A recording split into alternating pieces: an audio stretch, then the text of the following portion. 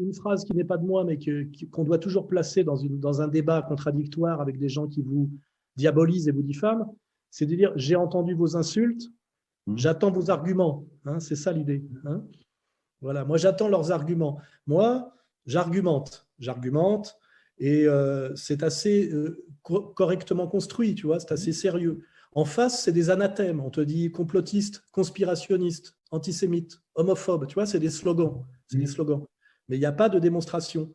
Et de ce point de vue-là, c'est quand même la faiblesse de leur discours. C'est, par exemple, les gens qui disent ouais, Soral, alors les gens disent vous avez lu ces livres? Et il n'est pas question que je lise les livres d'un personnage aussi horrible. Vous voyez, c'est ça l'idée.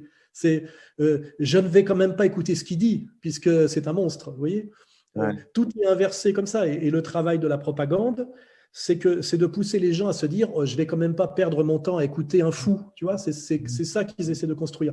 Mais malheureusement, tous les jours, il y a des gens qui disent tiens, je vais quand même écouter un peu de ce qu'a dit ce fou. Alors parfois, c'est pour s'amuser ou pour s'énerver, tu vois, ou pour se conforter. Et là, systématiquement, les gens me contactent et me disent mais en fait, c'est pas du tout ce qu'on m'avait dit.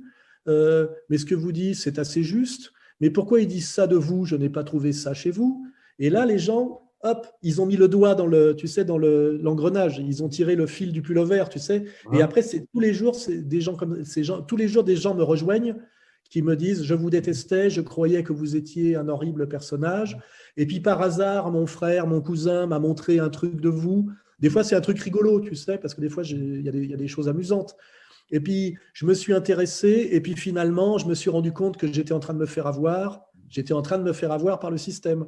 Et je dis oui, voilà, donc c'est une question de temps. Comprendre l'Empire, qui est un best-seller aujourd'hui, que jamais le camp adverse n'a critiqué. Ils ont dit on n'en parle pas. J'en ai vendu, je crois, 120 000 en France, tu vois, depuis 10 ans, ce qui est beaucoup. Hein. Sachant que d'ailleurs que maintenant, je n'ai plus d'éditeur, je suis auto-édité. C'est-à-dire j'ai monté une maison d'édition parce que même mon éditeur n'a plus le droit de m'éditer. Il m'a dit Alain, je ne peux plus.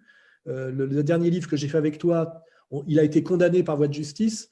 Et au tribunal, ils ont bien dit que si un éditeur osait encore m'éditer, il les ruinerait en condamnation, tu vois. Donc, j'ai été obligé de monter ma propre maison d'édition pour m'éditer moi-même, tu vois. Je me vends moi-même, je m'édite moi-même. Mais j'y arrive encore.